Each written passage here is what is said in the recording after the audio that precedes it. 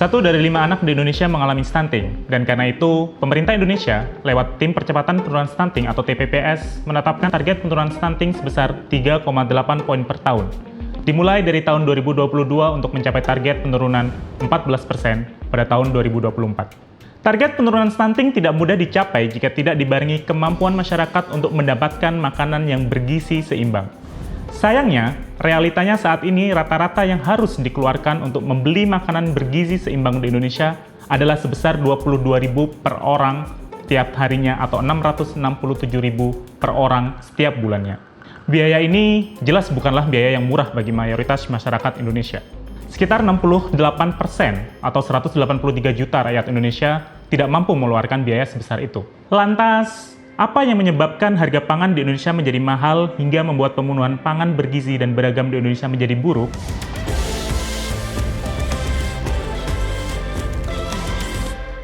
Ketika kita berbicara tentang kurangnya keberagaman makanan di Indonesia, konsumsi pangan di level nasional masih didominasi oleh beras atau karbohidrat. 13 hingga 46 kali lebih banyak dibandingkan konsumsi protein. Padahal, konsumsi ideal karbohidrat menurut angka kecukupan gizi hanya 340 hingga 430 gram untuk laki-laki dewasa dan 280 hingga 360 gram untuk perempuan dewasa. Kurangnya keberagaman dalam pola makan Indonesia ini menyebabkan gizi yang tidak seimbang dan dapat menimbulkan masalah kesehatan dalam jangka panjang. Tentu, masalah keterjangkauan pangan di Indonesia merupakan tantangan yang signifikan. Berdasarkan indeks BURT di bulan Februari 2023, harga komoditas bahan makanan di dalam negeri jauh lebih tinggi hingga 53% dibandingkan dengan negara tetangga. Dan ini juga dirasakan oleh Acha Septriasa yang pernah menceritakan hal tersebut dalam podcast Raditya Dika. Pokoknya supermarket di sana tuh memang murah, apalagi untuk daging kan. Kalau di sini kan Australian beef kayaknya mahal, udah di markup kan mahal. Kalau di sana Australian beef, terus salmonnya juga semuanya tuh bener-bener murah. Jadi kayak bahan baku lebih murah daripada di Indonesia. Harga makanan yang mahal ini sangat memperburuk kondisi keluarga yang hidup di garis kemiskinan. Harga makanan yang mahal membuat mereka kesulitan untuk memenuhi kebutuhan makanan bergizi yang bahkan perlu terjamin sejak masa kehamilan. Gizi yang tidak seimbang dapat mengakibatkan anak tumbuh stunting.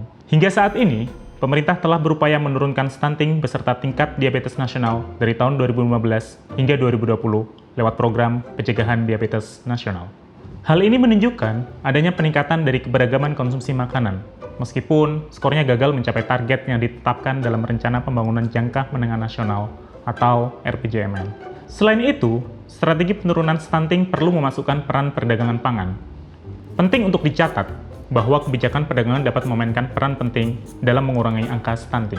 Beberapa kebijakan perdagangan, seperti hambatan non-tarif yang bersifat membatasi kuota impor, dapat berdampak pada peningkatan harga makanan bergizi yang menghambat kemajuan usaha kita untuk menurunkan tingkat stunting di Indonesia.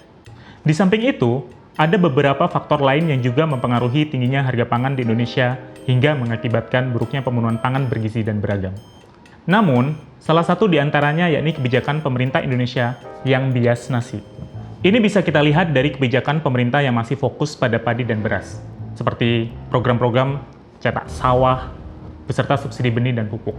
Walaupun sekarang sudah mulai beragam, program bantuan pangan selama bertahun-tahun juga hanya berfokus pada bantuan beras. Bias terhadap beras ini telah membatasi kemampuan pemerintah untuk mendukung tanaman lain dan meningkatkan keberagaman pangan di negara ini. Dengan kata lain, kebijakan bias nasi ini mendorong konsumsi beras dan secara tidak langsung mengabaikan kebutuhan akan makanan yang lebih seimbang, seperti sayuran, buah-buahan, protein hewani dan nabati, serta sumber karbohidrat lain seperti ubi, jagung, dan kacang-kacangan. Akibatnya, masyarakat dapat mengalami kekurangan gizi mikro dan makro yang penting untuk pertumbuhan dan perkembangan yang optimal, seperti zat besi, vitamin A, vitamin C, dan protein. Kebijakan bias nasi ini tentu muncul dari ketergantungan masyarakat pada konsumsi beras.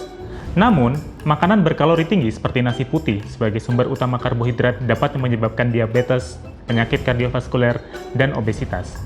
Padahal, Indonesia memiliki proporsi populasi dengan diabetes terbesar kelima di dunia.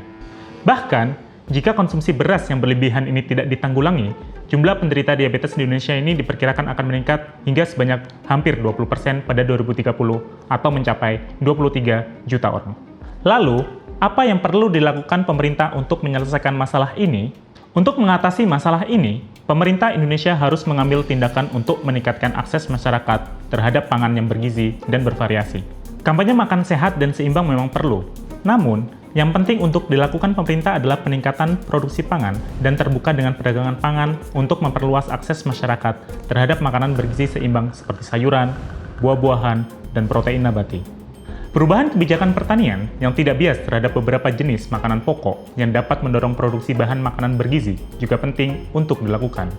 Selain itu, koordinasi antar kementerian perlu dilakukan untuk menyelaraskan berbagai kebijakan dan kegiatan yang dibuat oleh kementerian yang berbeda-beda, serta menghindari hasil yang tidak diinginkan yang justru mengurangi keterjangkauan atau keberagaman pasokan pangan. Dan karenanya, perlu untuk melibatkan tinjauan sistematis atas kebijakan pertanian dan perdagangan. Kementerian Perdagangan seyogianya perlu dilibatkan dalam perencanaan percepatan penurunan angka stunting dan penetapan target keterjangkauan pangan untuk mengkaji ulang kebijakan dan perangkat perdagangan yang ada, seperti perizinan dan kuota impor-ekspor, termasuk evaluasi atas mekanisme neraca komoditas yang baru, serta menghapus hambatan non-tarif yang tidak dibutuhkan, yang justru menghambat masuknya pangan terjangkau dari pasar internasional.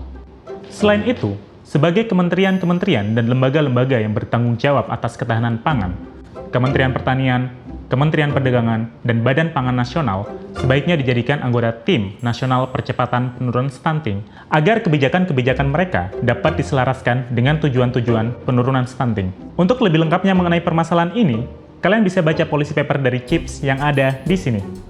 Itu aja untuk video kali ini dari CIPS. Jangan lupa untuk subscribe dan nyalakan lonceng untuk mendapatkan notifikasi video-video seperti ini. See ya!